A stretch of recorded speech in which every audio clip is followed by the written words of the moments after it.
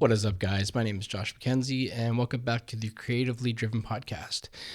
So, in this podcast, we talk about anything that creatively motivates or inspires us, be that with art of any sorts, or say music, photography. The world is your oyster when it comes to creative outlets, I feel. And today, we're going to talk about videography and what got me into videography and kind of where I'm at now with it. And this obviously is a prime example of where I'm at now with it. So in my last episode, I talked about photography, and part of my photography journey was I had a Canon 6D, which was one of their full frame cameras, and it was predominantly a photo focused thing. It did have video capabilities, but it was just shot 1080p, and it didn't have autofocus. And it was one of those things where it was based off of another kind of, I want to say flagship camera, but like a pro body, which was the Canon 5D Mark III. And I don't know if that one actually had video capabilities, but I know that the 6D was kind of a budget 5D Mark III. So during this time, I would say probably about 2015, 2016, I was starting to pick up on some YouTubers and some content creators and cinematographers that were inspiring me a bit to try out some vlogging. Some notable mentions would be Peter McKinnon, Maddie Hapoya, Chris Howe, Lizzie Pierce, and a bit of Casey Neistat as well. So during that time, I just saw a lot of vlogs, and it seemed really cool to me. It seemed that it was storytelling, but it was just their day-to-day lives. And I mean, video is storytelling. You know, if it's cinematography or vlogging, however it is, you're documenting, right? And you're telling a story through your work. So I decided to try my hand a little bit at that. And actually during that time, I had volunteered for an event, and it was a Punjabi event where they had actually asked me if I would do some video work. And I just said, you know what, like at that time I hadn't done it, and I was intimidated by it. Honestly, I never knew enough about it. I didn't look into it as another path at that point. And I kind of dismissed it without actually looking into it, honestly. And hindsight being 2020, I really wish I would have done it, honestly, because I really love video.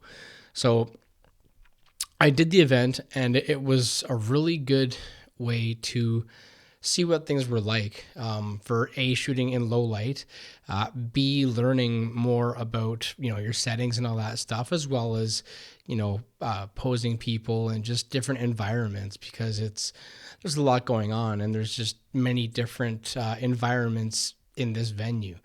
And so I did that, and again, I didn't do video, but with the YouTubers, I was inspired to do that. So with the 6D and not having autofocus, I decided to do that. And I think I only actually put one up on YouTube, to be honest. But I had it set up. And I mean, if you're doing vlogging, like I am the subject, right? You want like a shallow depth of field, and people are going to be hanging onto their cameras, at arm's length or closer, depending on what they're shooting on. But I had it set up, and I had it manual focus, where you only have X amount of distance is kind of the idea. And you want it close because you don't want everything behind you to be in focus, unless that's truly what you're going for, which is not usually the vlog standard. But again, there are really no rules to video, and you kind of just got to break things creatively to take a chance at things. So I did that, and it was a challenge. I probably spent more time setting up shots than I actually did shooting. It felt like. So it was fun. I did it, but it was nothing memorable. So again, with that point in time, I was really inspired by a lot of cinematographers and a lot of automotive ones as well. Some notable mentions for those ones as well would be Crispy Media, Halcyon Photo, or he just called himself Halcyon, Schwa Films, which is Sam Schwartz, and then there is Washness Media, which is Brandon Washness. And half of them I think were photographers as well as video guys, but the other guys were just dedicated video. And their work, it was really cinematic. It was like a Hollywood feel to it. And I saw like a lot of their nighttime stuff, and I was like, man, how do they get it so clean like at night? And what are they shooting on? That was always one of the biggest driving questions in my mind when I saw video is, what are they shooting on? How are they making this work? What settings are they using? What lenses are they using? Like, I just wanted to know more about video. With photography, I felt like obviously the camera is your biggest medium, and you can control many things to capture light inside that camera, but with the exception of a still light, which I would affiliate with maybe product photography or strobe for portraits. To me, that's a lot of as far as you could take it for photography. With video, it's just, you can use lighting for so many other things. So I was very curious. Come to find out, a lot of the guys were shooting Sony. And at the time, Sony was a big player, at least from my field of view, in that automotive content world, just because they were just really great for like low light, and their sensors were really good. Their technology was good for their cameras. So April 10th, 2018, the Sony A7 III was released, and I hopped on it because I was like, you know what? This camera looks amazing, and it still is like an insanely relevant camera. Like, I know that, again, it's been 7 years and it's still selling at, I think, $400, $500 less than its successor, the A7 IV. And yeah, so it's just a very relevant camera, but it was a massive upgrade from the 6D because it could shoot 4K, it had autofocus. It was only 4 megapixels more, but the autofocus on the sensor, like the coverage, I think it was like 90% coverage, whereas the 6D was only 11 autofocus points in the middle. So I utilized that to my advantage. It opened up a lot of doors creatively. Autofocus is a blessing. It's such an immense upgrade for video. It just kind of makes things easier, honestly, but I also think that there's a ridiculous amount of value in learning manual focus, which I did, but we'll touch on that. So during that time, it was, I had a friend, Shane, who was working with Horsepower for Hope. And he had a friend who had a Lamborghini Murcielago SV. And he approached me about maybe doing some video of it. And I was like, man, like, yeah, absolutely, I want to shoot some video of this car. And then I just thought, you know what? I would love to do some rolling footage of this car, because why not? Like, it's a pretty rare car. So I reached out and I did a bit of research, and I basically mocked up, I just called it the rig because it's literally something that I got made up that put into my trailer receiver hitch, and it comes up, it's like a tree basically, and I could move the platform from the middle, left or right, and I would take off my gimbal and mount it on there, and it would just go on the back of my truck, and through a wireless HDMI transmitter, I would just hook things up, have the monitor in my truck, and have the remote in the passenger seat. Somebody would drive the truck, and again, with the blessing of autofocus in that A7 III, set things up, and everything could be done from the comfort and the safety of inside of my vehicle. I wasn't really having any unnecessary risks. I wasn't putting myself or others at risk. There's always, a slight chance that shit may happen when it comes to anything outside of a vehicle. So, you do your due diligence, use safety cables, and you really prep for worst case scenario.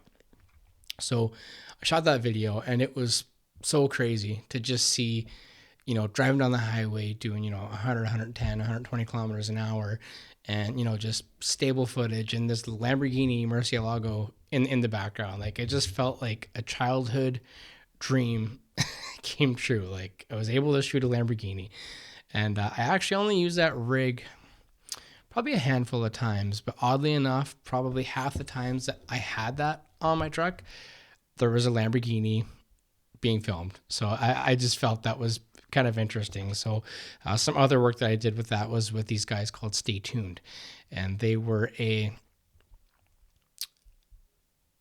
I almost want to say kind of like a magazine publication, but we didn't actually have like a print there, but we had a website where we would like interview car owners.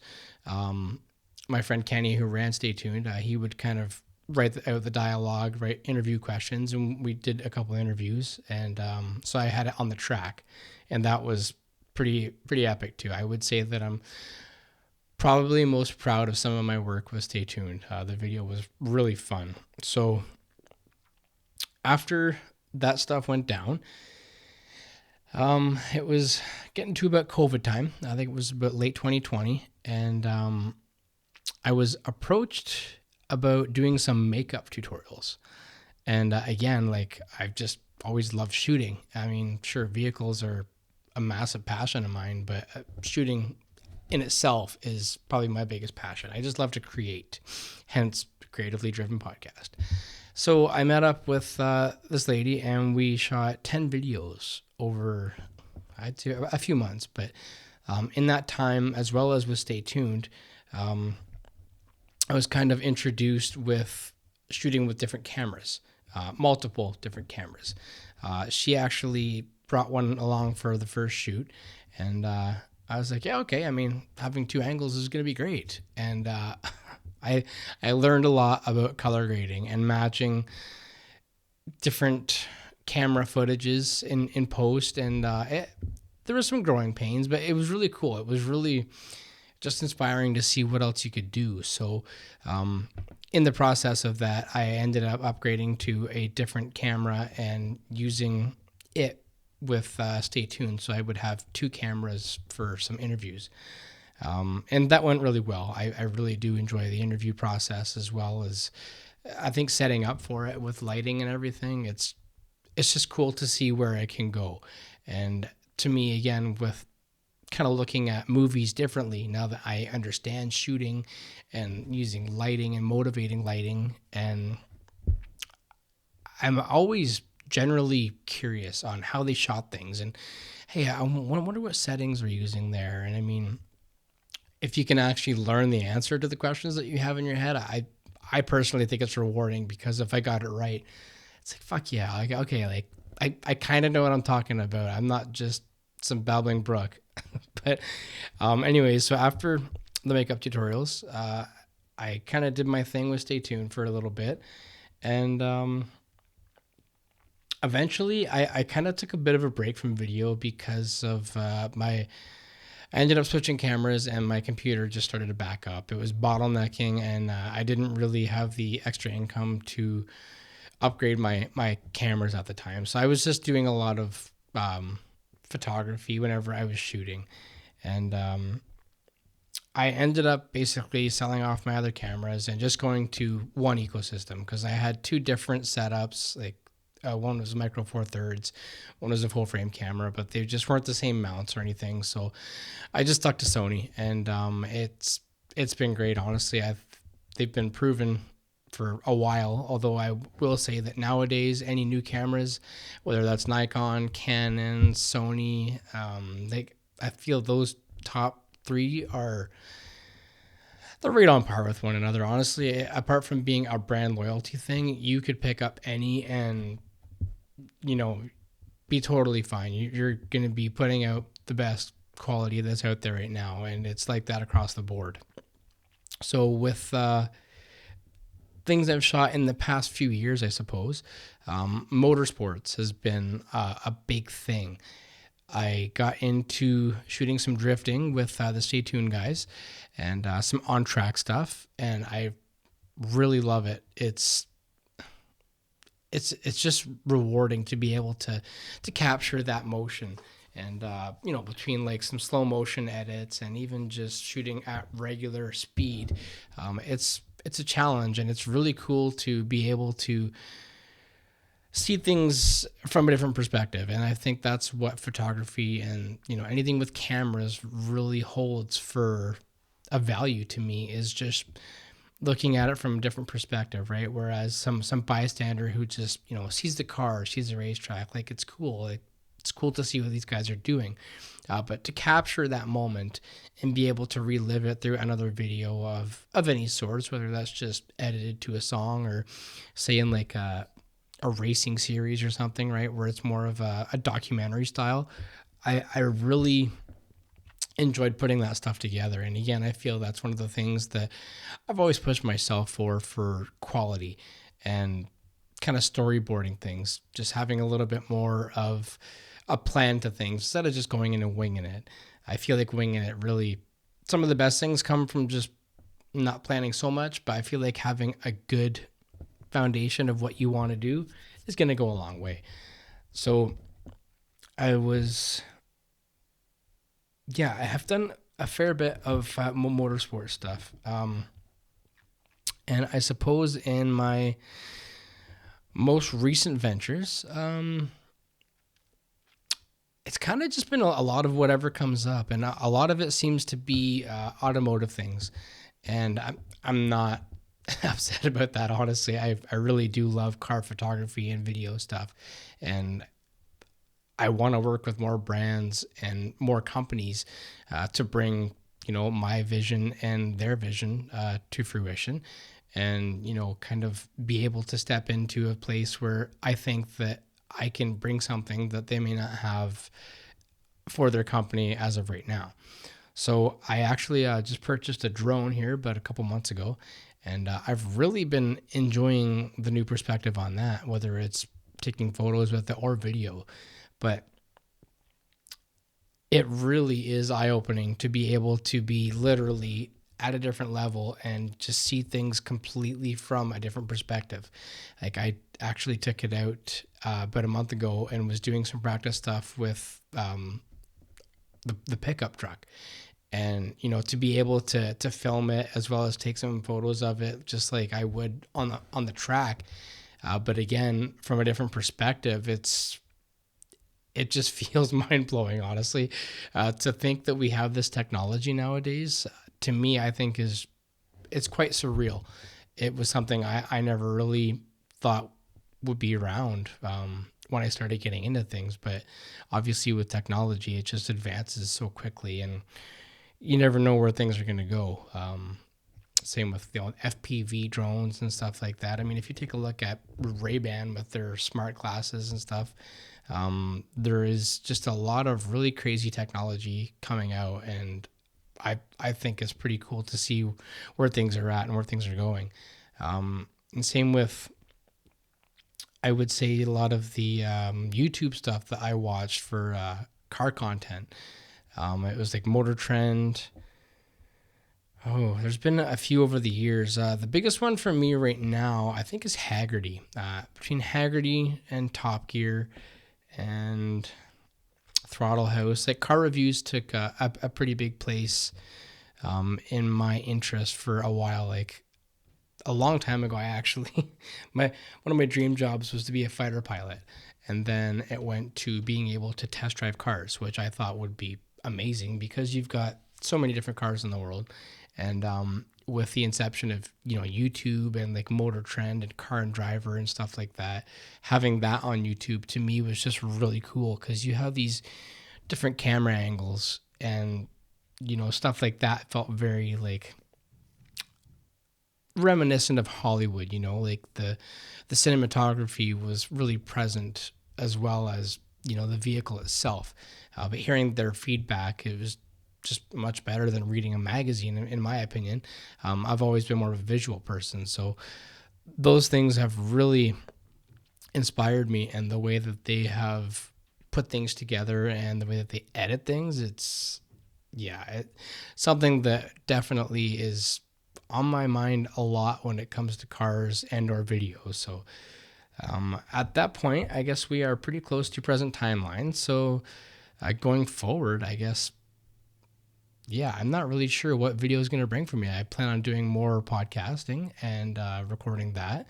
putting that out there. And I actually want to do a little bit more work again with companies. So I have some ideas for some upcoming projects. So I hope to bring that to you guys soon and put it up there and let everybody see it and hopefully get some good feedback. So if you guys have any interest in having a chat with me and getting onto the podcast, appreciate it if you let me know. And thank you very much for sticking around, listening to my rambles.